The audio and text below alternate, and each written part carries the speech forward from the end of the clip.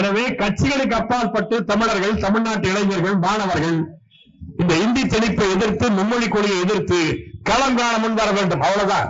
அவனை திட்டி இவனை திட்டி அவனதான் தப்புன்னு சொல்லிட்டு போனால் ஆகாது. நீ என்ன செய்ய போறங்கிறத கேள்வி. இந்தி போராட்டத்தை மாணவர்கள் தொடங்கினார்கள். அந்த மாணவர்கள் போராட்டத்தை பாதியிலே நிறுத்த சொன்னவர் அண்ணா. அதை சொன்னதை கேட்காமல் மாணவர்கள் போராடினார்கள். ஒவ்வொரு ஹாஸ்டலுக்கு போய் கேன்வாஸ் பண்ணி போராடாத, அது வந்துடும் இது வந்துடும், உன்னை ஜெயில நிரந்தரமா போட்டுருவான், நீ வேலைக்கே போக முடியாதுன்னு போய் பயமுறுத்தி மாணவர்களை போராட்டத்தில் விளக்குவதற்கு கேன்வாஸ் பண்ண இளம் தலைவராக இருந்தவர் தான் கலைஞர்.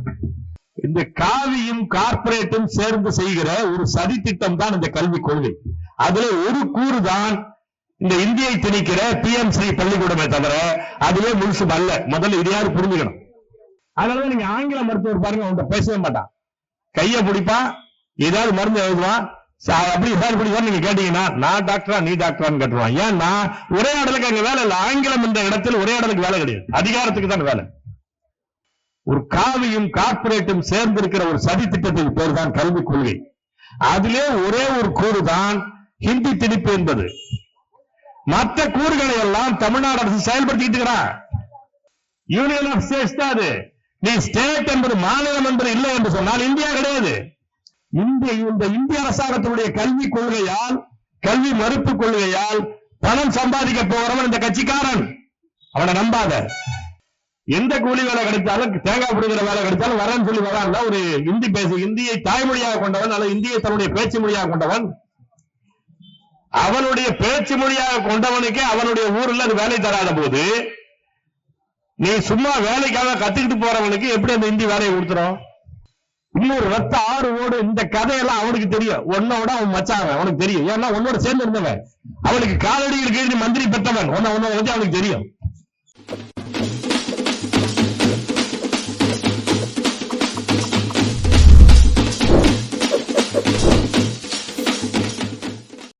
வீர வணக்கம். மொழிப்போர் ஈகி இருக்கு. வீர வணக்கம், வீர வணக்கம், வீர வணக்கம், வீர வணக்கம். மொழிப்போர் ஈகி இருக்கு.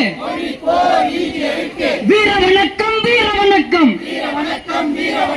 அன்னை தமிழை காத்திட, அன்னை தமிழை காத்திட, ஆதிக்க இந்தியை தடுத்திட, தீ குளித்து நஞ்சருந்தி,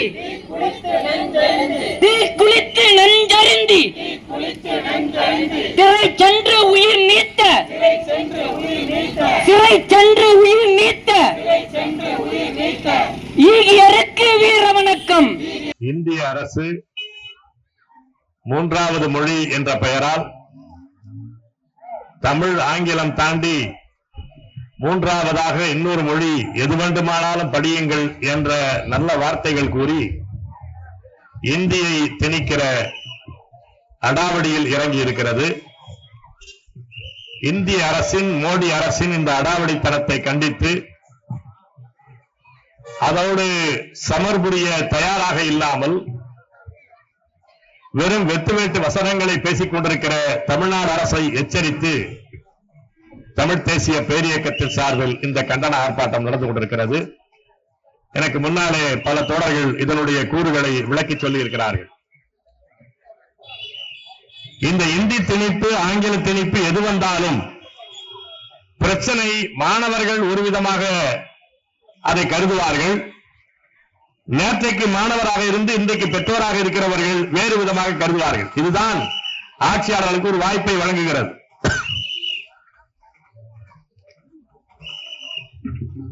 நம்முடைய பெற்றோர்கள் யாரா இருந்தாலும், படித்தவர்களா இருந்தாலும் சரி, படிக்காதவர்களா இருந்தாலும் சரி, படித்தவர்கள் தான் கொஞ்சம் அறகுறையா தெரிஞ்சு கொண்டு ரொம்ப தெரிஞ்சது மாதிரி என்ன சொல்லிட்டு இருப்பான்னா, இங்கிலீஷ் நல்லா படிக்கணும், இங்கிலீஷ் மீடியத்தை தான் படிக்கணும், ஹிந்தி தெரிஞ்சுக்கிட்டா, இன்னொரு மொழி தெரிஞ்சுக்கிட்டா இன்னொரு இடத்துக்கு வேலைக்கு போகலாம்ல, இப்படி சும்மா பேசிக்கிட்டே இருப்பாங்க.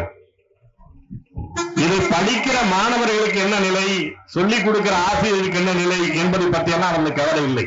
அதை பத்தி புரிந்து கொள்வது இல்லை. நமக்கு தெரிஞ்சதெல்லாம் நம்ம பிள்ளைங்க பாடம்னு சொல்லிட்டா வரமாட்டான், எதை சொன்னாலும் கேட்க மாட்டான். அதனால எப்படியாவது அவனை கட்டாயப்படுத்தி அவன் மேல் பாடச்சுமையை ஏற்றி படிக்க வைக்கணும் என்பதுதான் பெற்றோருக்கு இருக்கிற ஒரே செய்தி. இப்ப நாங்கெல்லாம் சின்ன பிள்ளையா இருக்கும்போது சாதாரணமா மற்ற எல்லா பெற்றோர்களும் என்ன சொல்லுவாங்கன்னா, பள்ளிக்கூடத்துல சேர்க்கும் போது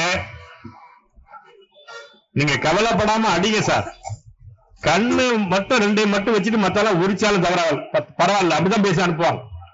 ஏன்னா அப்படி பண்ணுவதுதான் கல்வி கூடத்தினுடைய வேலை என்பதாக நம்முடைய பிள்ளைகள் கட்டாயத்தின் காரணமாக, அடிதடியின் காரணமாகத்தான் படிப்பார்கள் என்ற ஒரு புரிதல் நேற்றைக்கும் இருந்தது, இன்றைக்கும் இருக்கிறது.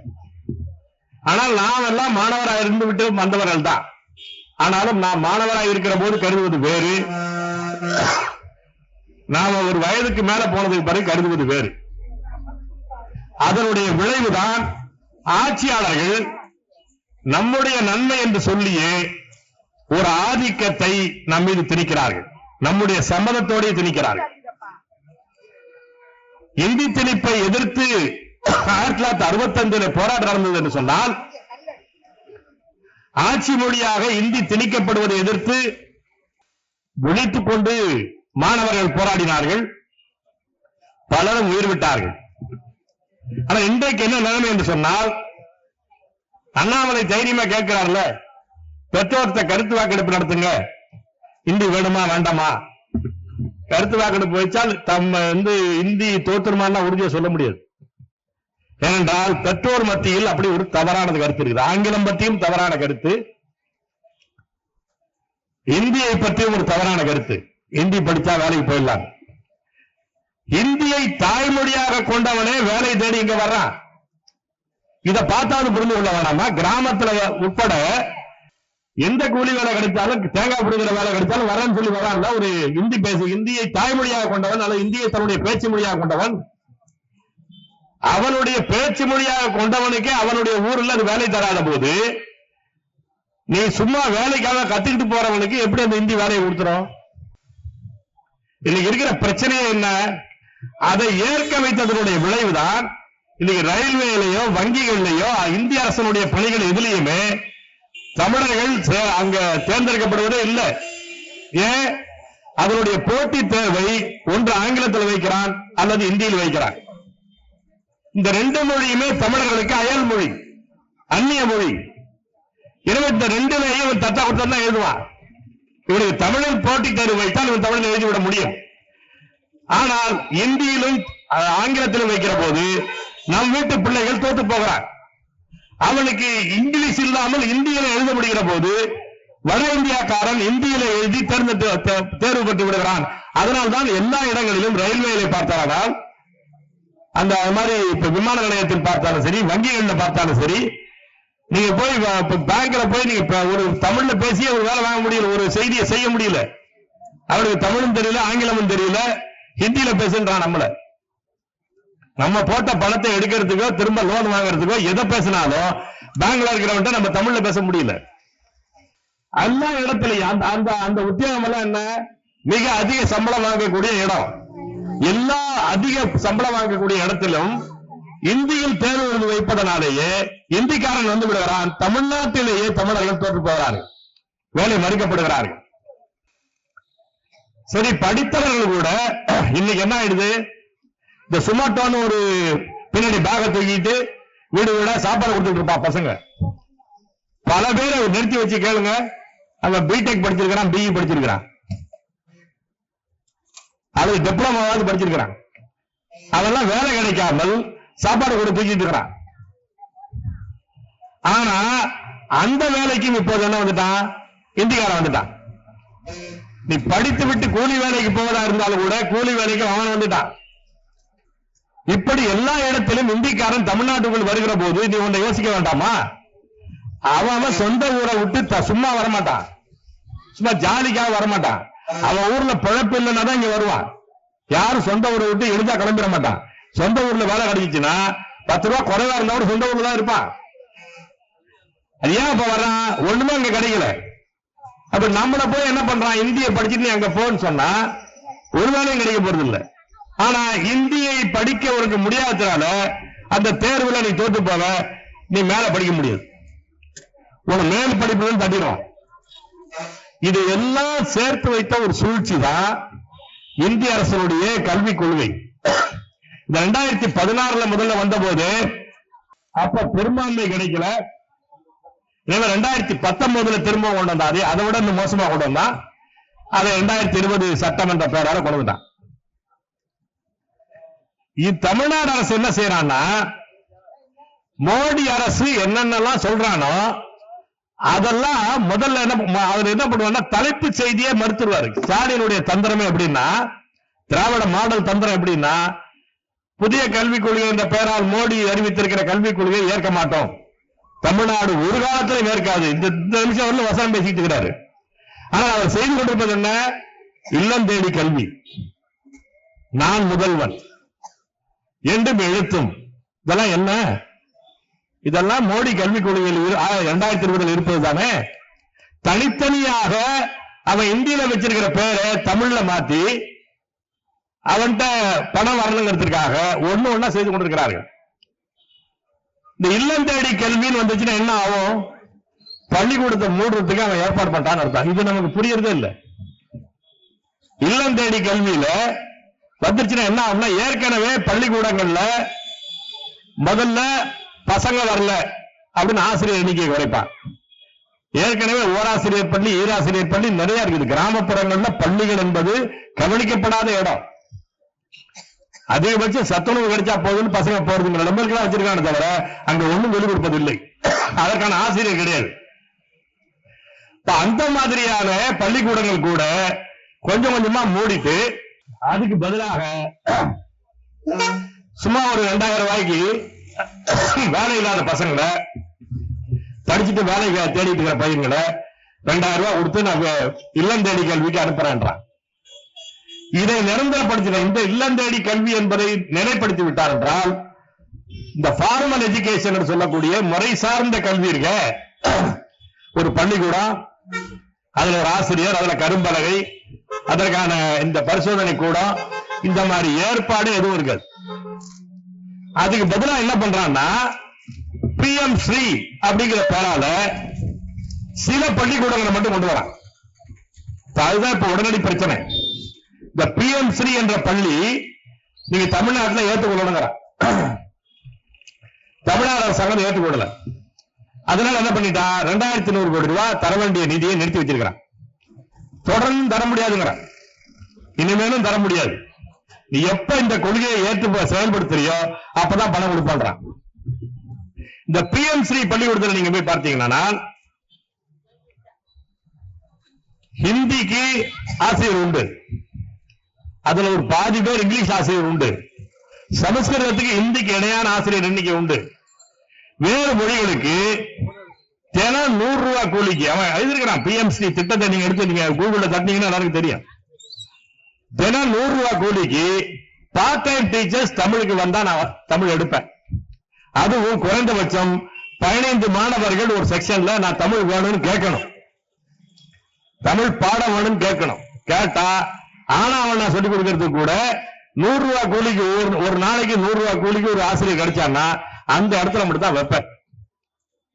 150 ரூபாய் கட்டானா கூட தரமாட்டேன். 15 பேர்ல 14 பேர் கட்டானா தரமாட்டேன். எழுதி வச்சிருக்கிறான் PM ஸ்ரீ இல்ல. அதை ஏற்றுக்கொண்டால் தான் ஒரு மொழிப்பாடமாக கூட தமிழ் இருக்காது, ஒரு மொழிப்பாடமாக கூட தமிழ் இருக்காது என்பதை ஏற்றுக்கொண்டால் தான் உனக்கு நிதி தருவேன், 2000 கோடி ரூபாய் தர வேண்டிய நிதியை கொடுப்பேன் என்று இந்திய அரசு அடம் பிடிக்கிறான். ஒரு அடிப்படை விஷயம் என்னன்னா, இந்திய அரசுக்கும் தனியா ஏது நிதி? இந்திய அரசு நிதி நம்மளும் சொல்லிட்டு இருக்கிறான். இந்திய அரசுக்கு தனியா ஏது நிதி? இந்தியான்னு எங்க இருக்குது? இந்திய அரசமைப்பு சட்டத்தில் என்ன சொல்லி வச்சிருக்கிறான்? India, that is Bharat, shall be union of states. Union of states தான் அது. நீ ஸ்டேட் என்பது மாநிலம் என்பது இல்லை என்று சொன்னால் இந்தியா கிடையாது. அதான் இந்திய அரசமைப்பு சட்டமே சொல்றதை நான் சொல்றேன், நான் சொல்றத பேசல. இந்திய அரசமைப்பு சட்டமே என்ன சொல்லுது? மாநிலங்களின் ஒன்றியமாகத்தான் இந்தியா இருக்கும். இப்ப மாநிலங்கள் ஒண்ணும் இல்லைன்னா உனக்கு ஒண்ணும் கிடையாது. நீ என்னமோ எல்லாத்தையும் சேர்த்து வச்சுக்கிட்டு இருக்க மாதிரி நான் பார்த்து கொடுக்குற மாதிரி எதுக்கு பேச முடியும்? மாநில அரசாங்கம், மாநிலம் என்ற அமைப்பு அது இல்லை என்று சொன்னால் இந்திய அரசிற்கு வரி போடுவதற்கான இடம் ஏது, நிலம் ஏது, மக்கள் ஏது? ஒரு ஆள் உண்டா உனக்கு? 1 சதுர மீட்டர் உண்டா உனக்கு? அதை நீ அந்த 1 சதுரம் எங்கேயாவது இறங்கினா அது ஒரு மாநிலமா இருக்கும், அவ்வளவுதானே? இது யூனியன் ஆஃப் ஸ்டேட்ஸ். இந்த அடிப்படை இதால என்ன சொல்ல வர்றாருன்னா, நிதி மறுக்கிற மந்திரி நான் அரசியலமைப்பு சட்டத்திற்கு விரோதமாக தமிழ்நாடு அரசு செயல்படுவதால் எனவே நிதி கொடுக்கவில்லைன்னு சொல்றான். அவன் தான் பேசுறது அரசியலமைப்பு சட்டத்துக்கு விரோதமானது. அடாவடியா அவன் செய்யறான். என்ன காரணம்? இதை எதிர்த்து பேசுவதற்கு இந்த உதயநிதி மாதிரி பசங்க எல்லாம் பேசுறதுக்கு இல்ல, சும்மா சவடால் எல்லாம் துணை முதலமைச்சர் வச்சுக்கிட்டு பரம்பரை சொத்து மாதிரி வச்சுக்கிட்டு இருக்காங்க. அந்த பையன் என்ன பேசுறான்? ஒரு நொடி நினைத்தால் இந்த இன்னொரு போராட்டம் வந்துடும். என்ன கிளிப்பணி நீ வைத்திருக்கிற எல்லா பள்ளிக்கூடத்திலும் இந்தி வச்சுக்கிட்டு இருக்கிற, சமஸ்கிருதம் வச்சுக்கிட்டு இருக்கிற, சும்மா இல்ல. அவன் கேட்பான்ல, இந்த எதிர்ப்புக்கு, இந்த இந்தி திணிப்பை எதிர்ப்பதற்கு மக்கள் மத்தியில் மரியாதை வராமல் இருப்பதற்கான முக்கியமான காரணமே இதை எதிர்ப்பதாக சொல்லக்கூடிய திமுக ஆட்கள் எல்லாம் அவன் பள்ளிக்கூடம் நடத்துறான். பினாமி பேர்ல, குடும்பத்தார் பேர்ல, சொந்தக்காரன் பேர்ல பள்ளிக்கூடம் நடத்துறான். எல்லாம் மெட்ரிகுலேஷன் பள்ளிக்கூடம். அந்த பள்ளிக்கூடம் எல்லாத்திலையுமே இந்தி உண்டு. அதை பேசிக்கிட்டு இந்திய எதிர்ப்பு, இன்னொரு ரத்த ஆறு ஓடு, இந்த கதையெல்லாம் அவனுக்கு தெரியும். உன்னோட அவன் மச்சாங்க, அவனுக்கு தெரியும். ஏன்னா உன்னோட சேர்ந்து இருந்தவன், அவனுக்கு காலடியில் கீழ் மந்திரி பெற்றவன், உன்னை வச்சு அவனுக்கு தெரியும். அவன் காலடியில் கிடந்த மந்திரியை பெற்றவன் தானே நீனு, அவனுக்கு தெரியும் உன்னை பத்தி. எனவே இந்த திராவிட மாடல் ஒண்ணு நம்மளை பாதுகாக்காது. இப்ப நம்ம ஆட்களுக்கு இருக்கிற பிரச்சனை என்னதாங்க, நம்ம பெற்றோர்களுக்கு இருக்கிறது முதல்ல கிளியர் ஆகணும். இவனுங்களா விடுங்க, நமக்கு ஆங்கிலத்துல படிக்கணும்னு நினைக்கிறோம். நம்ம பிள்ளைகளெல்லாம் போட்டு இங்கிலீஷ் மீடியத்தில் சேர்க்கிறோம். இப்ப நீங்க அதுக்கு ஜெயலலிதா என்ன பண்றாங்கன்னா, அரசு பள்ளிகள்லயே ஆங்கில வழி கல்வின்னு கொண்டாங்க. நம்ம என்ன புரிஞ்சுக்கிறோம்னா, நம்ம நிறைய லட்சமா பணம் கட்டி இந்த சிபிஎஸ்இ பள்ளிகள்ல, தனியார் மெட்ரிகுலேஷன் பள்ளிகள்ல போய் நம்ம ஆங்கிலத்துல படிக்க வைக்கிறதுக்கு பதிலா அரசாங்க பள்ளியிலே கொடுத்தா நல்லதுதானே நினைக்கிறோம். நீ ஆங்கிலத்தை படிப்பது வேறு, ஆங்கிலத்தில் படிப்பது வேறு. உனக்கு எதுவுமே புரிய மாட்டேங்குது. அதுதான் அவனுக்கு பெரிய சொத்தா இருக்கு. ஆங்கிலத்தை படிப்பது வேறு, ஆங்கிலத்தில் படிப்பது வேறு. நீ ஆங்கிலத்தை ஒரு நல்ல மொழி பாடமா படிச்சுக்க, உரையாடுவதற்கு தகுந்தாற் போல வச்சுக்க. அது எந்த பள்ளிக்கூடத்தில் இருக்குது? எந்தாவது ஒரு பள்ளிக்கூடத்துல இப்ப தமிழ் படிக்க சொல்லிக் கொடுக்கறதுக்கு தமிழ் புலவர் படித்தவங்க, தமிழ்ல பிஎட் படிச்சவங்க தான் வைக்கிறான். தமிழ்ல தமிழ் லிட்டரேச்சர் எடுத்து, தமிழ் இலக்கியம் எடுத்து படித்தவர்கள் தான் தமிழ் ஆசிரியராக அமர்த்தப்படுவார்கள். ஆனா இங்கிலீஷுக்கு எப்படி வைக்கிறான்? சயின்ஸ் டீச்சர், மேத்ஸ் டீச்சர் அனுப்பிட்டு இருக்கிறான். உண்மையில் என்ன செய்யணும்? ஆங்கிலத்தை ஒரு மொழிப்பாடமாக எடுத்து, ஆங்கிலத்திலே தேர்ச்சி பெற்றவன் பிஎட் படிச்சு முடிச்ச பிறகு அவனை ஆங்கில ஆசிரியராக பள்ளியில் நியமிக்கணும். அதுக்கு பதிலாக என்ன பண்ணிக்கிறேன்னா, வேற ஆசிரியர் ரொட்டேஷன்ல இங்கிலீஷ் எடுப்பாரு. அதனால இவனுக்கு இங்கிலீஷ் தெரியாது. இது கல்வி முறையில், பள்ளிக்கூட முறையில் இருக்கிற பிரச்சனையை புரிந்து கொள்ளாமல் விட்டில் பூச்சிகள் போல இங்கிலீஷ் மீடியத்தில் போய் விழுகிறது. நீ ஆங்கில மீடியத்தில் படிச்சீங்கன்னா உனக்கு தமிழ்ல தெரியறது வராது. நம்ம பசங்களுக்கு அறிவற்றவன் கிடையாது, அறிவற்றவன் கிடையாது. நான் பல இடத்துல சொல்றேன், திரும்ப யோசிச்சு பாருங்க. நம்ம இங்கிலீஷ் மீடியத்துல போய் மெக்கானிக்கல் இன்ஜினியரிங், ஸ்ட்ரக்சரல் இன்ஜினியரிங் எல்லாத்தையும் படிக்க வைக்கிறோம். படிச்சுட்டு அவர் இப்ப ஹுண்டாய் கம்பெனிக்கு போறாரு. அவருடைய அறிவை பயன்படுத்தி அவர் புதுசா கார் தயார் பண்றார், புது மாடல் கார் தயார் பண்றான். ஹுண்டாய்க்கு போறாரு, மாருதிக்கு போறாரு, அவர் கார் தயார் பண்றான். அந்த மாதிரி என்ஃபீல்டுக்கு போறாரு, பைக் தயார் பண்றான். அந்த பைக் எடுத்துக்கிட்டு வந்த உடனே ஒரு மணி நேரத்துல ரோட்ல நின்றுடுது. அப்படி நிற்கும் போது அந்த ரோட் சைட்ல இருக்கிற அந்த மெக்கானிக் அவன் பிரிச்சு மேஞ்சி அவன் கையில கொடுத்துட்டு போயிடுவான். அவன் என்ன இங்கிலீஷ் மீடியத்தை படிச்சு வந்தானா? இது என்ன பைத்தியகாரத்தனா? நீ இங்கிலீஷ் மீடியத்தில் படிச்சாதான் கார் மெக்கானிக்கா இருக்க முடியும்னா, ரோட் சைட்ல வண்டி நின்றுச்சுன்னா அவன் சரி பண்ணி கொடுக்கறான். அவன் இங்கிலீஷ் மீடியத்தில் படிச்சானா? இவனுக்கு திறமை உண்டு. தமிழர்களுக்கு, தமிழ்நாட்டு இளைஞர்களுக்கு இயல்பாகவே திறமை உண்டு, அறிவு உண்டு, எல்லாவற்றையும் செய்திறன் உண்டு. ஆனா இவனை போய் இங்கிலீஷ்ல சொல்லுங்கிறதா பிரச்சனை. நம்ம வீட்டு பாட்டிய தோசை சுட்டு கொடுன்னு சொன்னா சுட்டுறோம். தோசை சுடுவது எப்படின்னு இங்கிலீஷ்ல எழுதுன்னு சொன்னா முடிஞ்சிடும் கதை. அதான உண்மை. உனக்கு வேண்டியது தோசையா? தோசை சுடுவதை பத்தி இங்கிலீஷ்ல கட்டுறையா?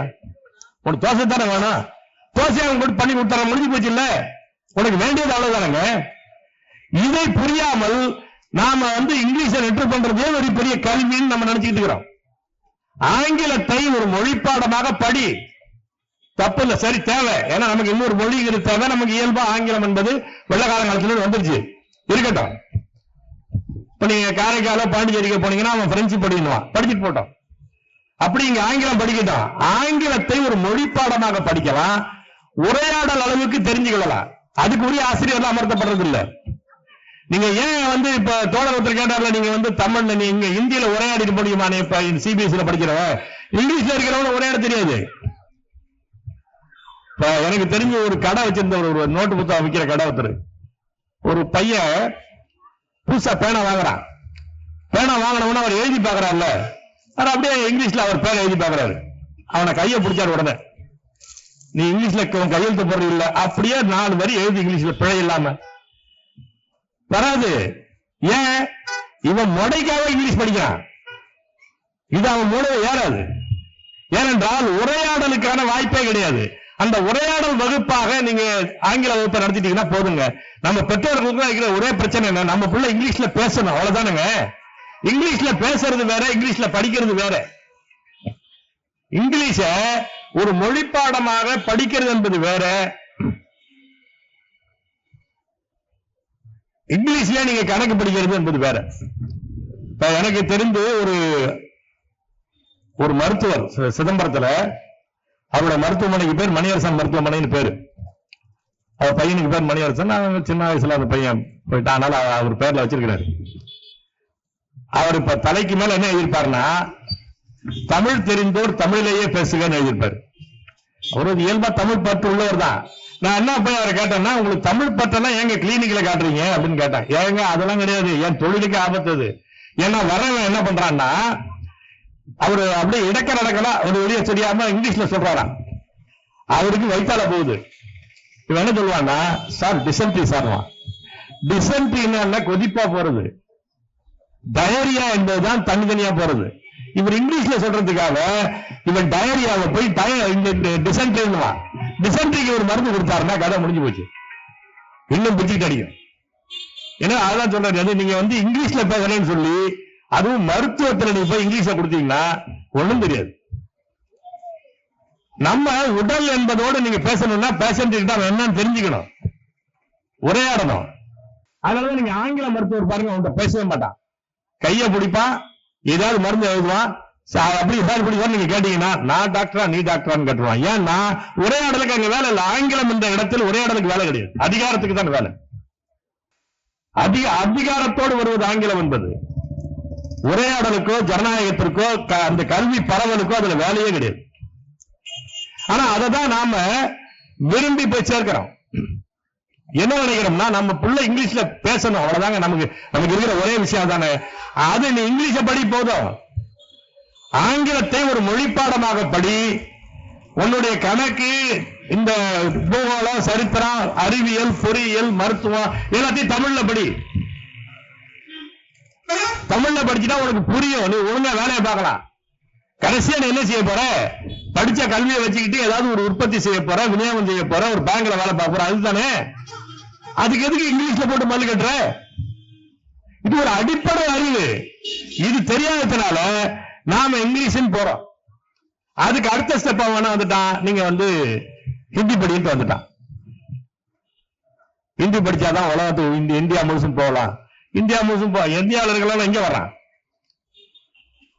நாகாலாந்து இருக்கிறவனு இங்க வர்றான், இந்திக்காரன் இங்க வர்றான். உண்மையில் வேலை வாய்ப்பு உள்ள இடம் தமிழ்நாடு, வேலை வாய்ப்பு அற்ற இடம் இந்தி மாநிலம். அங்க ஒண்ணும் கிடையாது. இன்னும் சொல்ல போனால் மிக கேவலமான சாதி வெறியாட்டம் இருக்கிற இடம் அங்க. நீங்க வந்து கோவிட்ல உடம்பு சரியில்லை, அந்த நேரத்துல இந்த முழு அடைப்பு வந்துச்சு, முழு முடக்கம், பல பேர் காலனியா நடந்தே போனா. தமிழ்நாட்டில இருந்து போகும்போது ஒரு எதுவும் பிரச்சனையும் கிடையாது. அவன் போய் டெல்லியில அல்லது அந்த பீகார்ல போய் பாட்னா எல்லையில போய் நின்னான்னா அவனுடைய நோய் வந்து இவனுக்கு உள்ள இருக்கிறவனை தொத்திக்குமா. அவனுக்கு என்ன பண்ண தெரியுமா, ஓஸ் பைப்பை வச்சு தண்ணி அடிச்சான். எது டெட்டால வச்சுக்கிட்டு ஓஸ் பைப்பை வச்சு அடிக்கிறான். ஏன்? அவனுக்கு மனித மரியாதை அவ்வளவுதான். இங்க அப்படி கிடையாது. இது ஒரு நாகரிகமான மண், தமிழ் மண். எனவே இந்த இடத்திலிருந்து இந்த இடத்தை ஆக்கிரமிப்பதற்கு நாகரிகமற்ற இந்த வட இந்தியர்கள் வருவதற்கான ஒரு வாய்ப்பை தான் இந்தி திணிப்பு என்பது வழங்கும். எனவே இந்த மூன்றாவது மொழி என்ற பெயரால் இந்தியை திணிப்பதை, ஹிந்தியை நீ கொண்டு வரவில்லை என்று சொன்னால் அதற்கான நிதியை கொடுக்க மாட்டேன் என்று மோடி அரசு செய்வதை வன்மையாக கண்டிக்கிறோம். அதை விடக்கூடாது. தமிழ்நாடு அரசு இது தெளிவான முடிவெடுக்க வேணும். இது தடுமாறுறான். ஏன்னா இவன் யோக்கியம் இல்லை, அதனாலதான் தடுமாறுறான். நீ இதுல எல்லாம் வச்சுக்கிட்டு இங்கிலீஷ திணிப்பாக்க வேண்டிய அவசியம் என்ன இருக்குது? தமிழே படிக்காமல் தமிழ்நாட்டு பள்ளிக்கூடத்தில் படிச்சிடலாம். நீ என்ன பேப்பர்ல இங்க இந்த முதல் பேப்பர் என்ன உனக்கு இங்கிலீஷ், செகண்ட் பேப்பர் என்ன தமிழ் ஆர் லாங்குவேஜ் அப்படின்னு போடுவான். தமிழ் ஹைபன் லாங்குவேஜ் போடுவான். என்ன பொருள் அதுக்கு? இங்கிலீஷ் நீ கட்டாயமா படிச்சாகணும். தமிழை படிக்கணும்னு அவசியம் கிடையாது. தமிழ் படிக்கலாம் அல்லது வேறு மொழியும் படிச்சுக்கலாம். அதான வச்சிருக்கிறேன். இதான் இவர்கள் இந்த மொழி போராட்டத்தினுடைய தியாகிகள் அவருடைய உயிர் மேல ஏறி இவங்க ஆட்சிக்கு வந்ததுக்கு பிறகு செய்திருப்பது அதுதான். கேட்டா ஆங்கிலம் என்பது அறிவின் சாளரம். இன்னைக்கு நீங்க எதை வேணா எடுத்து பாருங்க. பெரிய மெட்டலர்ஜி படிக்கணும், உலகவியல் படிக்கணும்னா நீ ரஷ்யாவுக்கு தான் போகணும், அடுத்தது ஜெர்மனிக்கு போகணும். ரெண்டு ஊர்லயும் ரஷ்யாவுக்கு போனாலும் சரி ஜெர்மனிக்கு போனாலும் சரி இங்கிலீஷை வச்சுட்டு ஓட்டவே முடியாது. முதல்ல நீ உள்ள போன உடனே ஓராண்டு ஜெர்மன் மொழியை டொய்ச்சின்னு பேரு, அந்த மொழிக்கு பேரு. அந்த டொய்ச்சி மொழியை கத்துக்கிட்ட பிறகுதான் உனக்கு முதல்ல ஆரம்பிப்பான், பாரதி ஆரம்பிப்பான். நம்ம பையங்கெல்லாம் பிஹெச்டி போஸ்ட் டாக்டரேட் எல்லாம் போறான்லாங்க. இங்க பிஹெச்டி முடிச்சுட்டு போஸ்ட் டாக்டரேட்டுக்கு ஜெர்மனிக்கு போறான். எல்லாம் நாம பையங்க போறது இல்லை, அந்த அனுபவத்தை வச்சு நான் சொல்றேன். போஸ்ட் டாக்டரேட் என்பது பிஹெச்டிக்கு மேல இருக்கிற படிப்பு. பிஹெச்டி போட்டாலே அவனுக்கு பேர் டாக்டர், முனைவர். அதுக்கு மேல படிக்கணும்னா அவனுக்கு முது முனைவர் படத்துக்காக போறான். அவனுக்கே என்ன வைக்கிறான்னா ஜெர்மனியில ஆனவன் படிச்சுட்டு வாடான்றான். ஏன்? அவனுடைய தொடக்கப்பள்ளியில் இருந்து ஆராய்ச்சி கல்லூரி வரையும் ஜெர்மனி மொழியில் தான் வச்சிருக்கிறான். அவன் உருப்படுறியா? அங்க போய் இங்கிலீஷ் வச்சுட்டு என்ன பண்ண போற? இங்கிலீஷை வச்சுக்கிட்டு இங்கிலாந்துக்கு போலாம், அமெரிக்காவுக்கு போலாம். அமெரிக்காவில தான் இப்ப ட்ரம்ப் வந்துட்டாரு, எல்லாத்தையும் கருவை மூடிட்டு இருக்கிறாரு. எங்க போற நீ? எதுவும் கிடையாது. இவனுக்கு நீங்க நம்முடைய அறிவியல் பத்தி நம்ம மாணவர்களுக்கு தெரியும், எளிதா தெரியும். நீங்க சொல்லி கொடுத்தீங்கன்னா தெரியும். ஆனா இது இங்கிலீஷ்ல சொல்லணும்னா க்ளோஸ் ஆயிடும். இந்த இன்டர்வியூல போய் ஏன் சிக்கல்ல பண்றான்? இங்கிலீஷே அவனுக்கு பேச தெரியாது. இவ்வளவு இங்கிலீஷ் மீடியம் படிச்சிருக்கானே, ஏன் அவனால பேச முடியல? இங்கிலீஷ் பேசுவதற்கு நீ கற்றுக் கொடுக்கவில்லை. இங்கிலீஷை நெற்று பண்ணிட்டு அந்த பேரா எழுத சொல்லி கொடுத்திருக்கிற, அவ்வளவுதான். பிழை இல்லாமல் ஆங்கிலமும் எழுத தெரியாது, ஆங்கிலமும் பேச தெரியாது, பிழை இல்லாமல் தமிழும் பேச தெரியாது. இப்ப நாங்க பத்திரிகை நடத்துறோம், புத்தகங்கள் கொண்டு வரோம். டைப் படிக்கிறதுக்கு தமிழ் தெரிஞ்ச பசங்க வான்னு கேட்கிறோம். சில நம்முடைய புத்தகங்களே ஆங்கிலத்தில் மொழிபெயர்த்து ஆங்கிலத்தில் அடிக்கிறதுக்கு அவனை வாடான்னு கூப்பிடுறான். ரெண்டுமே தெரியல பசங்களுக்கு. தமிழ்ல அடிச்சாலும் தடுமாறான், இங்கிலீஷ்ல அடிச்சாலும் டைப் அடிச்சா தடுமாறான். ஏன்னா இந்த கல்வியோட ரெண்டு கட்டான ஆகிடுச்சு. அவனுக்கு இங்கிலீஷும் தெரியாது, தமிழும் தெரியாது. போய் பாரு, நம்ம வீட்டு பசங்க எல்லாம் பாருப்ப, நம்ம பசங்க தானே. அவன்கிட்ட நீ பேசி பார்த்ததே கிடையாது. அவன்கிட்ட நீ என்ன படிச்சிருக்கிறான்னு, என்ன படிச்சிருக்க தம்பி, என்ன மார்க் வாங்கிருக்க கேட்டா முடிஞ்சு போச்சா? அவன் மார்க்கை வச்சுக்கிட்டு என்ன பண்ணுவாரு? மார்க் வச்சுக்கிட்டு நீங்க இந்த அரசாங்க உத்தியோகத்துக்கு போறதா காலம் மாறியா மலையேறி போச்சு. என்ன பேசுன்னு சொல்லுவான் அவன்கிட்ட. இன்டர்வியூல உட்கார வச்சுக்கிட்டு என்ன பேசுன்னு சொல்லுவான். அவன் அப்ஜெக்டிவ் டைப்ல உன்கிட்ட கேள்வியை கேட்டு பதில் கேட்பான். ஒரு புண்ணாக்கு உன்னால பண்ண முடியாது. ஏன்? உனக்கு இங்கிலீஷும் தெரியாது, தமிழும் தெரியாது, சப்ஜெக்டும் தெரியாது. இப்படி போய் குழாப்புட்டு மாதிரி பசங்களை வருஷத்தை காலி பண்ணி வச்சுக்கிட்டே இருக்கிறான். என்ன பண்ண முடியுது? இந்த கல்வியை நம்ம கவலைப்படாம இருந்தா என்ன பண்றது? இந்த 2020 கல்விக் கொள்கை வந்த போது, 2019 அவருடைய வரைவு திட்டம் வந்த போது முதலில் எதிர்த்த இயக்கம் தமிழ் தேசிய பேரியக்கம் தான், வேற எவனும் கிடையாது. உறுதியா சொல்ல முடியும். ஏன்னா கிட்டத்தட்ட அந்த திட்டம் ஒரு 6 மாதம் வரையிலும் திருமண பக்கம் எல்லாம் என்னுடைய புத்தகம் தான் எழுதிட்டு இருந்தான். ஒரு சின்ன புத்தகம், ஒரு 62 பக்கமா அந்த சின்ன புத்தகம் எழுதினேன். அந்த புத்தகம் தான் தமிழ்நாடு முழுவதும் கேட்டாங்க. நான் பெரிய கல்வியாளர்கள் இல்லை, இதை தவிர வேற ஒன்றும் கிடையாது. அவன்கிட்ட 6 மாதம் கழிச்சு தான் இதை பத்தி விழிப்புணர்வே வருது. எதிர்கட்சியா இருக்கும் போது கனிமொழி என்னோட சேர்ந்து பல கூட்டங்களை பேசியிருக்கிறாங்க. முதல் இதுல பாளையங்கோட்டையில் சில கிறிஸ்துவ பள்ளிக்கூடங்கள்ல நான் தற்செயலா ஏதோ ஒன்று பேச போகும்போது இந்த கல்விக் கொள்கையை பற்றி புரிந்ததற்கு பிறகு அவர்கள் அதை பற்றிய போராட்டத்தை முன்னெடுத்தார்கள். கத்தோலிக்க கிறிஸ்துவ பள்ளிக்கூடங்களுடைய ஆசிரியர்களா பாதுகாவலர் இருப்பாங்க, அவர்களே முன்னே சேர்த்து பண்ணார்கள். முதலாக பாளையங்கோட்டையில் தான், திருநெல்வேலி பாளையங்கோட்டையில் 2019 இந்த கல்விக் கொள்கை வரைவை எதிர்த்து மிகப்பெரிய மக்கள் எழுச்சியான உண்ணாவிரதம் நடந்துச்சு. 10,000 பேர் கலந்துட்டான், மாணவர்கள், பெற்றோர்கள், ஆசிரியர்கள் சொல்லி. அந்த கூட்டத்தில் தான் முதலாக கனிமொழி வந்து பேசுகிறார். எல்லா கட்சியும் கூப்பிட்டுருந்தாங்க, பாஜக வரல, எனக்கு தெரிஞ்சு காங்கிரஸ் வரல நினைக்கிறேன், மற்றவங்க எல்லாம் வந்திருந்தாரு. அதுல கனிமொழி நான் எழுதிய புத்தகத்தை தான் இதுதான் நான் எனக்கு முதல்ல இன்ஃபர்மேஷன் எடுத்துட்டு போனாங்க. அது நமக்கு பெரிய பெருமைக்காக நான் சொல்லல, அதற்கு பிறகு ஏதாவது என்ன பண்ணிருக்கிற, அதான பிரச்சனை. அந்த கல்விக் கொள்கையை பற்றி தமிழ்நாட்டில் தான் விவாதம் நடந்தது. தமிழ்நாட்டில் நடந்த விவாதமும் மூலம் வரம்புக்குட்பட்டதுதான். பல்வேறு கல்லூரிகளிலே இது பற்றி என்னன்னு தெரியாது, அந்த ஆசிரியர்களுக்கு இது என்னன்னு தெரியாது. இப்ப மாணவர்களுக்கு எப்படி தெரியும்? 2020 கல்விக் கொள்கை என்ன சொல்லுது? செல்லமை சொல்லி சொல்லிச்சு, கல்வியை மறுக்கிற கொள்கைக்கு பேர் கல்விக் கொள்கை. என்ன, அதாவது மிகப்பெரிய கேடு உருவாக்கி போறான். ஆனா நமக்கு எதுவுமே தெரியாம நம்ம மாட்டுக்கு ஆட்டம் அந்த மாதிரி போயிட்டு இருக்கிறோம். மிகப்பெரிய கேடு வரப்போகிறது. அந்த கல்விக் கொள்கையை ஒவ்வொரு ஸ்டெப்பா செயல்படுத்திட்டு வரான். என்ன பண்ணுவான்னா, நீங்க 6ஆம் வகுப்புல இருந்து ஹிந்தியில நீ பாஸ் பண்ணி ஆகும்.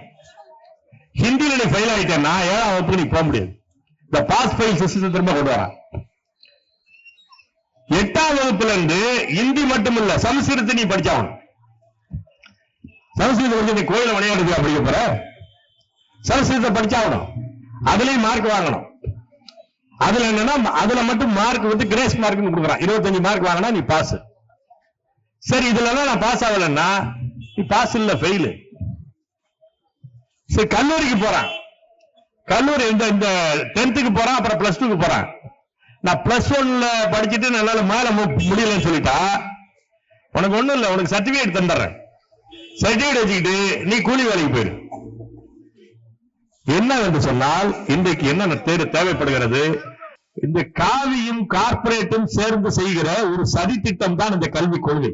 அதுல ஒரு கூறு தான் இந்த இந்தியை திணிக்கிற PMC பள்ளிக்கூடமே தவிர அதுவே முழுசும் அல்ல. முதல்ல இதையாவது புரிஞ்சுக்கணும். இந்த கல்வியில் என்ன சொல்றான்னா, நீங்க BA BSc படிக்கிறீங்க, BCom படிக்கிறீங்கன்னா இது இவ்வளவும் படிச்சு பாஸ் பண்ணணும். நீ காமர்ஸ், எக்கனாமிக்ஸோ அல்லது ஹிஸ்டரியோ படிச்சுட்டா மட்டும் ஆகாது. இந்த இங்கிலீஷ்ல, சமஸ்கிருதத்துல நீ பாஸ் ஆகலன்னா முடிச்சிருவான். அதை பத்தி கவலைப்படாத. முதல் வருஷத்தோட நீ வெளியே போறியா, உனக்கு சர்டிபிகேட் தரேன். 2வது வருஷத்தோட நீ வெளியே போறியா, டிப்ளமோ தரேன். 3வது வருஷம் தாக்கு பிடிச்சு நின்னா உனக்கு டிகிரியும் தரேன். சரி, வெளியில போறவங்க என்ன பண்ண முடியும்? கூலி வேலைக்கு போகலாம். இப்ப இது என்ன பிரச்சனைனா, இன்றைக்கு பெரிய பெரிய கம்பெனி முதலாளிகளுக்கு என்ன தேவைப்படுது? எல்லாமே தானியங்கி இயந்திரம், கம்ப்யூட்டர் மயம். இன்னும் சொல்ல போனா இந்த AI அந்த வந்துருச்சு. இது என்ன செய்யணும்? ஆள் செய்யறத அதுவே செய்யும். இந்த இன்டெலிஜென்ஸ் சொல்றாங்கல்ல, இது இந்த இது வந்ததுக்கு பிறகு என்ன ஆகுனா, செய் அறிவு. அது செய் அறிவு. இந்த செய் அறிவு என்பது செயற்கை அறிவு. ஒரு மனிதன் செய்ய வேண்டிய வேலையை ஒரு எந்திரம் செய்திடும். அதுவே நீங்க சொன்னீங்கன்னா விடை கொடுக்கும். இப்ப என்ன, நான் இப்ப இன்னைக்கு வரேன் அப்படின்னா, இந்த கூட்டத்தில் நான் என்ன பேச வேண்டும் அப்படின்னு ஒரு கேள்வியை வச்சேன்னா எனக்கு 2 பேராவது பதிலே அனுப்பிடுது. இப்பெல்லாம் பல பேர் பல்கலைக்கழகத்துக்கு பேச போனா அதை வச்சுட்டு தான் போறான். இந்த சப்ஜெக்ட்ல நான் என்ன பேசணும்னா, அந்த மிஷின் ஒரு 3-4 பேரா கொடுத்தது.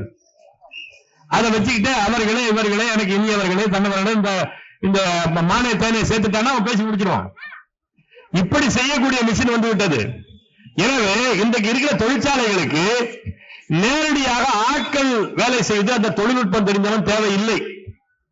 தொழில்நுட்பம் தெரிந்தவன், அதற்கான உயர் அறிவு படைத்தவன் அந்த மிஷினையே உருவாக்குவதற்கு தான் தேவையே தவிர சாதாரணமா தொழிற்சாலைகள்ல தேவை கிடையாது. அங்கெல்லாம் என்னன்னா, அந்த மிஷினா உறவாடி ஓடுறதுக்கு தகுந்த மாதிரி ஒரு உடல் உழைப்பாளிகள் கொஞ்சம் படிச்சுட்டு அதுல வரக்கூடிய கமாண்ட புரிஞ்சுக்கிற அளவுக்கு இருந்தா போதும். அப்ப என்னன்னு சொல்றான்னா நிறைய ஸ்கூல் டிராப் அவுட் அவனுக்கு வேணும், காலேஜ் டிராப் அவுட் அவனுக்கு வேணும். தொடர்ந்து படிக்க முடியாமல் பள்ளிக்கூடத்துல இடையில் நிற்கிற பையங்க பெண்கள், அது மாதிரி கல்லூரியில இடையில் நிற்கிற பையங்க பெண்கள், இவன் வேணும் இவனுங்களுக்கு. அதனால என்ன பண்றான்னா, நீ என்னோட முடிஞ்சா ஓடிவா, இல்லன்னா உனக்கு நீ அங்கங்க நிக்கிறவனுக்கு ஒரு சர்டிபிகேட் கொடுத்துறேன், நீ அந்த இடத்துக்கு போயிரு. அதுக்கு தகுந்தார் மாதிரி இப்ப என்ன பண்ணிட்டான்னா குழந்தை தொழிலாளர் சட்டத்தையும் மாத்திட்டான். எல்லாம் ஒண்ணுக்கு ஒண்ணு லிங்க் இருக்கிறது. இதெல்லாம் நம்ம கொஞ்சம் புரியுது. இந்த கட்சிக்காரர் இதை பத்தி பேச மாட்டான். இது ஒரு பெரிய சிக்கலே தான். அரசியல் பேசாத இடம் தான் அரசியல் கட்சி கூட்டம். அரசியல் அவன் பேசுறதெல்லாம் புழுத்த பேச்சு, அவனை இவனை திட்டிக்கிறது பேர் போய் அரசியல் பேசுறான். அதனாலதான் மக்களுக்கு என்னன்னா அரசியல்னா ஃப்ராடுன்னு நினைக்கிறான். அரசியல் பண்ற சார், அரசியல் பண்ற அப்படின்னா ஃப்ராடு பண்ற, ஏமாத்துறன்னு அர்த்தம். அப்படி ஆகி போச்சு அரசியல். ஆனா இதையெல்லாம் தீர்மானிக்கிற இடத்துல அதுதான் இருக்கிறது. அதை நம்ம பொறுமையா புரிந்து கொள்றது இல்லை. அதான் அவனுக்கு பெரிய தொக்காகுது. குழந்தை தொழிலாளர் சட்டத்தை திருத்திட்டான். ஏற்கனவே நீங்க என்னன்னு சொன்னா 16 வயசுக்கு கீழே இருக்கிறவங்கள நீங்க எந்த வேலைக்கும் எடுக்க முடியாது. 18 வயசுக்கு கீழே இருக்கிறவங்க எந்த இடத்துல போய் நிறுத்த முடியாது. இதெல்லாம் வச்சிருந்தான். இப்ப என்ன பண்ணிட்டான்னா அதெல்லாம் நீக்கிட்டான். ஏன் நீக்கிறான்? ஸ்கூல்ல வந்து 8ஆம் கிளாஸ்ல இருந்து டிராப் அவுட் வர போறான். 8ஆம் கிளாஸ்லயே சமஸ்கிருதம் படிக்க தெரியவில்லை என்பதற்காக பாஸ் பண்ண முடியாம ஃபெயில் ஆகக்கூடிய பசங்க வரப்போறான். அவனுக்கு ஒரு இடம் வச்சிருக்கிறான். அதுக்கு என்ன, அந்த வயசுல வரவனே வேலைக்கு சேர்த்துக்கணும்னா குழந்தை தொழிலாளர் சட்டத்தை திருத்தணும். திருத்தி வச்சுட்டான். அதனால என்னன்னா உடல் உழைப்பாளிகளை கொஞ்சம் அறவரை படித்து அவர்கள் எல்லாம் உடல் உழைப்பாளிகளாக கொண்டு வருவதற்கு ஒரு பக்கம் கார்பரேட் கம்பெனிகளுக்கு, இன்னொரு பக்கம் என்ன, இதெல்லாம் தப்பிச்சு வரக்கூடிய வரலாற்று வாய்ப்பு உள்ளவன் யாரு? சமூகத்தில் ஏற்கனவே முன்னேறிய சாதி இருக்கிற பிராமணர்கள், அடுத்த நிலையில் இருக்கிற சாதிகள், அவ்வளவுதான். இவன் மட்டும்தான் படிக்கலாம். ஒரு காவியும் கார்பரேட்டும் சேர்ந்து இருக்கிற ஒரு சதி திட்டத்துக்கு பேர் தான் கல்விக் கொள்கை. அதிலே ஒரே ஒரு கூறு தான் ஹிந்தி திணிப்பு என்பது. மற்ற கூறுகளை எல்லாம் தமிழ்நாடு அரசு செயல்படுத்திட்டு இருக்கிறார். நீங்க வந்து இந்த இல்லம் தேடி கல்வி எண்ணம் எழுத்து என்ன அர்த்தம்? இந்த எண்ணம் எழுத்து எங்க சொல்லிக் கொடுக்கணும்? அதிகபட்சம் 3ஆம் கிளாஸுக்கு பிறகு எண்ணம் எழுத்து எங்க சொல்லணும். அப்படி பண்ணி அப்படி சொல்லிக் கொடுக்க ஆரம்பிச்சாலும் ஒழுங்கு நடத்தல அர்த்தம். 8ஆம் கிளாஸ்ல போய் எண்ணம் எழுத்து சொல்லி கொடுத்துருக்கான். ஆனா அவனா காணாங்க எழுதுறதுக்கு 8ஆம் கிளாஸ்ல போய் சொல்லி கொடுத்துருக்கான். என்ன அர்த்தம்? நீ 8ஆம் கிளாஸ் வேலை சொல்லி தரல. அதுக்கு பதிலா என்னன்னா எண்ணம் எழுத்துன்னு ஆரம்பிக்கிறான். அப்ப அந்த பள்ளிக்கூடத்தில் 8ஆம் கிளாஸ் படிக்கிற பசங்களுக்கு என்ன வரும்? பாடமே நடக்காது. பாடம் நடக்காம எண்ணம் எழுத்தும் நடத்திட்டு இருப்பான். இதை தாண்டி ஆசிரியர்களுக்கு என்ன பிரச்சனை? இந்த இஎம்ஐ வச்சிருக்கிறாங்க, எம்எஸ் வச்சிருக்கிறான். இல்லாத ரிப்போர்ட் எல்லாம் கொடுத்தாகணும். எவ்வளவு பேர் வந்தான், எவ்வளவு பேர் சாப்பிட்டான், எவ்வளவு பேர் வைத்தால போனா, எல்லாத்தையும் இங்க அனுப்பணும்னா மத்திய அரசாங்கத்துக்கு அனுப்பணும். எல்லா டேட்டாவும் அவன் வச்சிருக்கிறான். எல்லா ஆதார் கார்டையும் போட்டு அங்க போட்டு வச்சிருக்கிறான். நீ ஆதார் கார்டு நம்பர் கட்டினா நீ மசால் தோசை சாப்பிடுவியா, நம்ம புள்ள வந்து கீழே சாப்பிடுமா, அவன் தெரியும். அந்த டேட்டால இருக்குல்ல, நீங்க இந்த டேட்டா திருடர்னு கம்பெனிக்காரன் இருக்கிறான். அவனுக்கு என்னன்னா, இப்ப நீங்க வந்து நீங்க ரொம்ப தொடர்ச்சியா இந்த கூகுள் பேலயே பண்ணிட்டு இருந்தீங்கன்னு வச்சுங்க. நீங்க ஹோட்டலுக்கு போறீங்க, தொடர்ந்து நீங்க கையில பணம் கொடுக்காம கூகுள் பேலயே நீங்க வந்து பணம் கொடுத்துட்டே இருந்தீங்கன்னு வச்சுங்களா, அந்த தோசை படிச்சு சாப்பிட்டீங்களா, காஃபி குடிச்சீங்களா, டீ குடிச்சீங்களான்னு பில்லு அந்த கம்பெனிக்காரனுக்கு போயிடுது. என்ன பண்ணுவான்னா, இந்த தோசை மாவு சிறந்ததுங்கிற விளம்பரம் ஒன்டே வந்து நிற்கும். எனக்கு ஏன்டா அது வருதுன்னா, நீ தோசை சாப்பிடுறது 4 தடவை சாப்பிடுறது அவனுக்கு போயிடுச்சது. கூகுள் வழியா வருது. இதுக்கு எல்லாத்துக்கும் அவன் காசு வாங்கிக்கிறான். அப்ப என்னன்னா, உனக்கு என்ன பழக்கம், நீ என்ன சாப்பிடுவ, என்ன விரும்புவ, உன் வீட்டுல என்ன சமைப்ப என்பது உட்பட ஒரு உளவுத்துறைக்கும் இந்திய அரசாங்கத்துக்கு தெரியுதுன்னா உனக்கு என்ன இருக்குது வாழ்க்கையில? உன் வீட்டு பெட்ரூம்ல நிரந்தரமா ஒருத்தன் இருக்கிறான்னு அர்த்தம். உன்னுடைய பெட்ரூம்ல ஒரு உளவாளி இருக்கிறான்னு அர்த்தம். நான் இந்த உணவு மட்டும் சொல்லிட்டேன், வேற வேற செய்திகள்லாம் இருக்கிறதுல எல்லாம் அவனுக்கு தெரியும். என்ன ஒரு மானங்கட்ட வாழ்க்கையை தான் இது பண்ணிக்கிட்டு இருக்கான். இதையெல்லாம் செய்து கொண்டிருப்பதுதான், அதற்கான ஆள் தயாரிப்படுவதுதான் இந்த எண்ணம் எழுத்தும் திட்டம். இந்த எண்ணம் எழுத்தும் திட்டம் என்பது மோடி அரசனுடைய கல்விக் கொள்கையினுடைய ஒரு பகுதி. அதை செயல்படுத்துவதற்கு நிதி வாங்கிக்கிறான் தமிழ்நாடு அரசு. இந்த நிதி வாங்குவதற்காகவே செய்கிறான். இப்ப இன்னும் இந்த பிஎம் ஸ்ரீ அவன் நிறுத்திட்டு இருக்கிறான். ஹிந்தி அவன் இல்லைன்னு சொல்லிட்டான்னு வச்சுங்க, 2 கையும் கொல்லப்படத்துல போய் வாங்கிட்டு போய் வருவாரு. நமக்கு இந்த இந்திங்கிறத மட்டுமே காமிச்சுக்கிட்டு பேசிட்டு இருக்கிறாரு. இது எல்லாமே நடத்திட்டு தான் இருக்கிறான். ஸ்கூல் ஆஃப் எக்ஸலன்ஸ் அப்படிங்கிறான். அது என்ன, சில பேர் மட்டும் நிறைய வந்து பணம் கட்டி பெற்றோர்களும் படித்தவர்களா இருந்தா அவர்களுக்கு மட்டும் இப்படியான பள்ளிக்கூடம். இதுக்கு பேர் மாதிரி பள்ளியின் பேரு, ஸ்கூல் ஆஃப் எக்ஸலன்ஸ். ஒரு மாவட்டத்துக்கு ஒரு பள்ளிக்கூடம். இது எல்லாமே கல்விக் கொள்கை, இந்திய அரசாங்கத்தினுடைய கல்விக் கொள்கை, மோடி அரசாங்கத்தினுடைய கல்விக் கொள்கை. அதை தமிழ்நாடு அரசு செயல்படுத்திட்டு இருக்கிறான். இதை ஒண்ணு மட்டும் தான் எதிர்த்திருக்கிறான், அவ்வளவுதான். அதனாலதான் அவனுக்கு என்ன வருதுன்னா, இவனை மடக்கலாம், ஒரு மாசம் அந்த பணம் கொடுக்கலன்னு சொல்லிட்டா இவர் என்ன ஆரம்பிச்சார் தெரியுமா? உதயநிதி ஏற்கனவே சொல்ல ஆரம்பிச்சுட்டாரு, அந்த PM ஸ்ரீயில் எங்களுக்கு 2000 கோடி வரவில்லை என்றால் நாங்கள் எப்படி மாணவர்களுக்கு கரும்பறை கொடுப்பது, மாணவர்களுக்கு இந்த விளையாட்டு உபகரணங்கள் கொடுப்பது, ஆசிரியர்களுக்கு நாங்கள் எப்படி சம்பளம் கொடுப்பதுன்னு பேச ஆரம்பிச்சுட்டான். என்ன ஆகும், அங்க இருக்கிற பள்ளி ஆசிரியர்களுக்கு சம்பளம் கொடுக்கலன்னு வந்துட்டான்னு வச்சுங்க, PM ஸ்ரீ ஏத்துங்க சார், எனக்கு சம்பளம் எவ்வளவு நிறுத்தி வச்சிருக்கேன், அந்த ஆசிரியர்களை போராட ஆரம்பிச்சிருவான். ஏன்னா PM ஸ்ரீ ஏத்துக்கிட்டாதான் உன்னுடைய தொடக்கப்பள்ளி ஆசிரியர்களோட பணமே நான் தரேங்கிறான். அதுக்கு பேர் SSA பேரு. இந்த SSA திட்டத்தின் வழியா வரக்கூடிய தொகை தான் 2000 கோடி ரூபாய். 2000 கோடி ரூபாய் உனக்கு வேணும். இப்ப 2000 கோடி ரூபாய் அடுத்த மாசம், அடுத்த 6 மாசம் வந்துருச்சுன்னா 2500 கோடி ரூபாய் அப்ப மாறிடும். இப்ப ஒரு கட்டத்துக்கு பிறகு என்னன்னா, எனக்கு ஆசிரியர்களுக்கு சம்பளம் போட முடியல, அந்த அரசு பள்ளியில் இருக்கக்கூடிய டைபிஸ்டுக்கு நான் சம்பளம் போட முடியல அப்படின்னு நிறுத்திட்டான்னா, இவெல்லாம் கூட்டிட்டு என்ன ஏப்பா எனக்கு சம்பளம் கொடு, நீ இந்தியா கொண்டா ஏதாவது கொண்டா அப்படின்னு ஆரம்பிச்சிருவான்ல. மக்களுடைய கோரிக்கைக்கு இணங்க நான் PM ஸ்ரீ ஆதரிக்கிறேன்னு வரப்போறேன். இவ்வளவுதான் இவன் லட்சணம். எனவே இந்த திராவிட மாடல் ஆட்சி எல்லாம் இந்திய எதிர்ப்பதற்கு ஒரு புண்ணாக்கும் கிடையாது. நீங்க இன்னும் சொல்ல போனால் 65 மொழி போராட்டத்தை மாணவர்கள் நடத்தி கொண்டிருந்த போது அதை கைவிடுங்கள் என்று அறிவித்தவர் அண்ணா, திமுகவுடைய அன்றைய தலைவர். அன்றைக்கு இளம் தலைவராக இருந்த கலைஞர் தான் ஒவ்வொரு பள்ளிக்கூட ஹாஸ்டலுக்கா போய், கல்லூரி ஹாஸ்டலுக்கா போய் இந்த போராட்டத்தை தொடாதீர்கள் என்று அந்த போராட்டத்தை நிறுத்தி வைப்பதற்கு கேன்வாஸ் பண்றாங்க கலைஞர் தான். இவர்கள் தான் இந்தி போராட்டத்தை அடிச்சு அப்படியே நீங்க வந்து கிழிச்சு கொண்டுட்டாங்கன்னு பேசிட்டு இருக்காங்க. ஏன்னா ஒரு தலைமுறை போனதுனால அது என்னன்னு தெரியல இவங்களுக்கு, அவ்வளவுதான். இந்தி போராட்டத்தை மாணவர்கள் தொடங்கினார்கள். அந்த மாணவர்கள் போராட்டத்தை பாதியிலே நிறுத்த சொன்னவர் அண்ணா. அதை சொன்னதை கேட்காமல் மாணவர்கள் போராடினார்கள். ஒவ்வொரு ஹாஸ்டலுக்கு போய் கேன்வாஸ் பண்ணி போராடாத, அது வந்துடும் இது வந்துடும், உன்னை ஜெயில நிரந்தரமா போட்டுருவான், நீ வேலைக்கே போக முடியாதுன்னு போய் பயமுறுத்தி மாணவர்களை போராட்டத்தில் விளக்குவதற்கு கேன்வாஸ் பண்ண இளம் தலைவராக இருந்தவர் தான் கலைஞர். இவங்க தான் வந்து நமக்கு காவல் பண்ணிட போறானா? இல்ல, அரசாங்கத்தை நம்பி இருக்க கூடாது. நம்முடைய எதிர்கால கல்வி உரிமை பறிக்கப்பட போகிறது. நாளைக்கு கல்வி இல்லை என்று சொல்ல போறான். நீ எவ்வளவு கொட்டி கொடுத்தாலும் முடியாது. நீ இப்ப நீட்ல என்னங்க பிரச்சனை? நீட் என்ன, நம்ம பெற்றோர்களுக்கு அதுவும் புரியறது இல்ல. நீட்ல பாஸ் பண்ணிட்டா உனக்கு MBBS சீட் கிடைக்காது.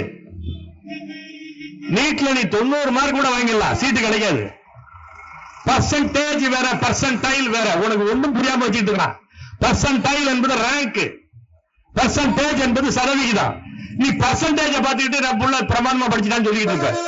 ஒரு 85 மார்க் வாங்கிட்டாரு, 90 மார்க் வாங்கிட்டாரு, சீட்டு நிச்சயம் நினைச்சிட்டு இருப்ப. வராது. அது பேர் பர்சன்டைல். பர்சன்டைல் நான் 3000 ரேங்க் போடுறான்னா 3000 ரேங்க்குள்ள நீ வரணும். 98 மார்க்குள்ளே 3000 ரேங்க் முடிஞ்சிடும். ஆல் இந்தியா பரிச்சாது, இந்தியா முழுவதுடைய பரிச்சாது. இந்தியா முழுவதும் 3000 பேர் தர மாட்டானா 98 மார்க்குள்ள? உன் புள்ள நீ 2-3 தடவை அட்டம் முடிச்சாலும் கிடைக்காது. இப்ப அதனாலதான் நீட் தேர்வுல பாத்தீங்கன்னா செகண்ட் அட்டெம்ப்ட் பண்றவன் தான் அதிகம் பேர் பரீட்சைக்கு போறவனே. அந்த அட்டெம்ப்ட்லயே அவன் பாஸ் பண்ண மாட்டான். நம்ம என்ன பண்ணி வச்சிருவோம்னா, அந்த பிள்ளைய வந்து வீட்டுல இறக்கி விடும் போது வீட்டுல இருந்த அம்மா என்ன பண்ணிருந்தா, போய் ஒரு ஸ்டெத்தாஸ்கோப் வாங்கி வீட்டுல மாட்டிடும். நாளைக்கு டாக்டர் ஆக போதான் அப்படியே வெறி ஏற்றி விட்டு அது கிடைக்கலன்னு வச்சுங்க, அப்படியே வாழ்க்கையை இருந்து போன மாதிரி தற்கொலை பண்ணிக்கிதுங்க. அப்புறம் உட்காந்து அடிச்சுக்கிட்டு அழுகுற, அப்படியே டென்ஷன் ஏற்றி விட்டுட்டு, இது இல்லைன்னா என் பிள்ளை டாக்டர் இல்லைன்னா வேற ஒண்ணு இது ஒண்ணும் கிடையாது. உலகத்துல விரிந்த படிப்புகள் நிறைய இருக்குது, அதை பத்தி நமக்கு தெரியாது. நமக்கு தெரிஞ்சதெல்லாம் யாரு என்னன்னா, படிச்ச முட்டாள்கள் தான் அதிகம் நம்ம ஊர்ல. படிக்காதவனுக்கு தெரியல, அதை பத்தி அது பெரிய தப்பு இல்ல. படிச்ச முட்டாள்கள் தான் அதிகம். இவனுக்கு தெரிஞ்சதெல்லாம் இன்ஜினியரிங் MBBS தான். இன்ஜினியரிங் போட்டு தடிக்க விழுந்தா படிச்சா இன்னைக்கு எங்க போய் எவனுக்கு வேலை கிடைக்குது? எனக்கு எவ்வளவு வேலை இருக்குதோ அதுக்கு தகுந்த மாதிரி படிக்கணும் பிளானும் கிடையாது. ஏன் அந்த கல்லூரி நடத்தினவெல்லாம் இவனுங்க தான். திமுக புள்ளிகள், அண்ணா திமுக புள்ளிகள் தானே கல்லூரி நடத்துறான். கிங்ஸ் காலேஜ் தானே டிஆர் பாலு குடும்பம் தானே. இந்த ஏவா வேலு கல்லூரி நடத்திட்டு இருக்கிறாரு. எல்லாம் தானுங்க. அதனால என்னன்னா கொலாப்புட்டு மாதிரி ஆள் அனுப்பிக்கிட்டே இருப்பான். நீ படிச்சா என்ன, பாஸ் பண்ணா, வேலைக்கு போனா அவனுக்கு என்ன போச்சு? நீ பீஸ கட்டிட்டு போயிட்டே இரு. இவர்கள் தான் இவெல்லாம் போய் உனக்கு இப்ப கல்வி உரிமையை பாதுகாக்க போறானா? இந்த இந்திய அரசாங்கத்தினுடைய கல்வி கொள்கையால், கல்வி மறுப்பு கொள்கையால் பணம் சம்பாதிக்க போகிறவன் இந்த கட்சிக்காரன். அவனை நம்பாத. சும்மா இந்த களவேட்டி கட்டுவன பின்னாடி அதெல்லாம் எதையாவது கண்ணை மூடிட்டு ஓட்டு போட்டு அதை தொடச்சிட்டு போ. உன்னுடைய கல்வியை, உன்னுடைய வேளாண்மையை, உன்னுடைய தொழிலை பாதுகாப்பதற்கு அவன் கிடையாது. இப்ப இந்திக்காரன் வந்திருக்காங்க இவ்வளவு பேரு. அவன் வந்த பிறகு யாருக்கு பிரச்சனை? நம்ம ஊர் பசங்களுக்கு தான் வேலை கிடைக்கல. இவன் என்ன பண்றான்? இந்திக்காரன் வருபவனுக்கு நிரந்தரமாக தங்குவதற்கு நான் குவார்டர்ஸ் கட்டி தரேங்கிறான், குடியிருப்பு கட்டி தரேங்கிறான். இப்ப கோயம்புத்தூர்ல சேர்ந்துக்கிட்டு அதுக்கு ஒரு கம்யூனிஸ்ட் கட்சி வந்து நிக்கிறான், இந்த தொழிலாளி வர்க்கம். இங்க இருக்கிறவன் தொழிலாளி வர்க்கம் கிடையாது. அவன் அங்கேருந்து வச்சுக்கிட்டு குடியிருக்க வீடு கொடு, சம்பளத்தை உயர்த்தி கொடு, கேட்டுப்போ, அது பிரச்சனை இல்ல, குடியிருக்க வீடு கொடு. அப்புறம் இவர் என்ன பண்றாரு? அவனுக்கு ஆதார் அட்டை கொடுக்கிறாரு. அப்புறம் அவனுக்கு வாக்காளர் அட்டை கொடுக்கிறாரு. வாக்காளர் அட்டை வாங்கிட்டு இந்திக்காரன் நீ என்னதான் அவனுக்கு அடிமை வேலை பார்த்தாலும் திமுக காரனுக்கு ஓட்டே போட மாட்டான். திமுகவே அவனுக்கு பெரிய தமிழ் தீவிரவாதி. அவனுக்கு திமுகவே இங்க இவ்வளவு கந்தல் கூடன்னு நமக்கு தெரியும். ஆனா அவனுக்கு திமுகவே பெரிய தமிழ் தீவிரவாதி. திமுக ஓட்டு போட மாட்டான். அவனுக்கு பிஜேபி அடுத்து காங்கிரஸ் தான் ஓட்டு போடுவான். உன் தலைவர் நியமம் அதெல்லாம் போன பிறகுதான் பேசுவீங்க. இன்னைக்கு ஸ்டாலின் பேசுறாருல, மக்கள் தொகையை இந்தியாவிலேயே தமிழ்நாட்டில் தான் அதிகமாக குறைத்தோம், குடும்ப கட்டுப்பாடு திட்டத்தை சிறப்பாக நாம் தான் செயல்படுத்தினோம், அதனால் நாடாளுமன்ற தொகுதி 39 31 குறைய போகிறது. இந்திக்காரன் வதவதன்னு பத்திட்டு இருக்கிறான். அவனுடைய எம்பி தொகுதி அதிகரிக்க போகுது, ஆபத்தில் சிக்கி இருக்கிறோம், 5ஆம் தேதி கூடுங்கள் கேட்கிறார்ல. இதை 15 வருஷமா சொல்லிட்டு இருக்கிறாங்க. நாங்க நான் ஒண்ணு தேர்தல் நிக்க போறவல்ல, ஓட்டே போடுறவன் இல்ல. நாங்க இங்க தமிழ் தேசிய பேர் இயக்கம் ஓட்டு போடுவதும் இல்லை, ஓட்டு கேட்பதும் இல்லை. மக்கள் பிரச்சனைக்காக போராடிட்டு இருக்கிறோம்.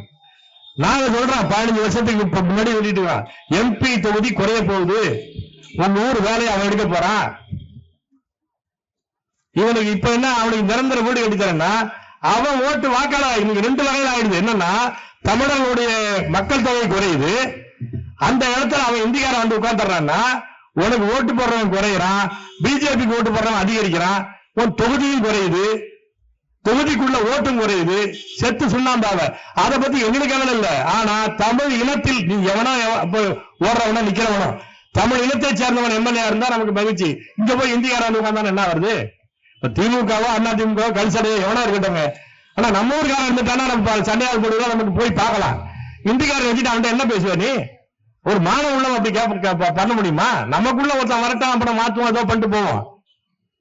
இந்திக்காரன் வந்தாலும் நம்ம என்ன பண்ண முடியும்? ஒரு மாணவ உள்ளவன் அப்படி செய்ய முடியுமா? அப்புறம் பாடத்துல மட்டும் படிக்கிற ராஜராஜ சோழன், ராஜேந்திர சோழன் ஊர்ல அவன் வந்து உட்கார்ந்துட்டு இருப்பான். நீ இந்தியை ஏற்றுக்கொண்டால் எல்லா சிக்கலும் வரும். எனவே கட்சிகளுக்கு அப்பால் பட்டு இந்த திமுக அண்ணா திமுக ஏதாவது பண்ணுவாங்க நினைச்சுக்கிட்டு, ஏன்னா நீ உன்னுடைய சோம்பேறித்தனம், உன்னுடைய கையாளாத தரத்தினால நீ ஒரு சமாதானம் சொல்லுகிற. தமிழ்நாடு அரசாங்கம் அதை பார்த்துக் கொள்ள வேண்டும், அரசாங்கத்தினுடைய கடமை. இதெல்லாம் பாலிடிக்ஸ் எல்லாம் நமக்கு வேணாம், அரசியல் எல்லாம் வேணாம்னா உன்னுடைய தலையில நீ மண்ண போடுகிறன்னு அர்த்தம். எனவே கட்சிகளுக்கு அப்பால் பட்டு தமிழர்கள், தமிழ்நாட்டு இளைஞர்கள், மாணவர்கள் இந்த இந்தி திணிப்பை எதிர்த்து, மும்மொழி கொள்கையை எதிர்த்து களம் காண முன் வர வேண்டும். அவ்வளவுதான். அவனை திட்டி இவனை திட்டி அவனதான் தப்புன்னு சொல்லிட்டு தானால் ஆகாது. நீ என்ன செய்ய போறங்கிறத கேள்வி. உன்னை பாதுகாத்துக் கொள்வதற்கு நீ என்ன செய்ய போகிறாய்? உனக்கு கட்சிக்காரன் வரமாட்டான், உனக்கு நீதான் துணை.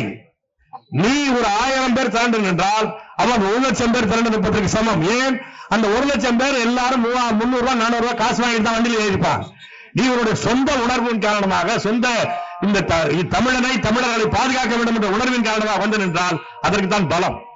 எனவே அப்படிப்பட்ட மாற்று அரசியலுக்கு, மொழி காக்கும் அரசியலுக்கு, போராட்டங்களுக்கு திரள வேண்டும் என்று கேட்டுக்கொண்டு விடைபெறுகிறேன். நன்றி, வணக்கம். இவ்வாறான பல செய்திகளை, பல சிக்கல்களுக்கு விடை கிடைக்கக்கூடிய செய்திகளை தமிழர் நோட்டம் வலையொலியில் வெளிப்படுத்தி வருகிறோம். இது தற்சார்பாக செயல்படுவதற்கு நிதி தேவைப்படுகிறது. இந்த நிதியை நம்முடைய மக்களாகிய நீங்கள் தான், இளையோரும் பெரியோரும் நண்பர்களும் தோழர்களும் சான்றோரும் நீங்கள் உங்களால் இயன்ற அளவு என்ன இயலுமோ அந்த நிதியை வழங்குமாறு அன்போடும் உரிமையோடும் கேட்டுக்கொள்கிறேன். உங்களுக்கு நன்றி உணர்வோடும் பொறுப்புணர்வோடும் தமிழர் கண்ணோட்டம் செயல்படும் என்பதை உறுதி தெரிவித்துக் கொள்கிறேன். நன்றி, வணக்கம்.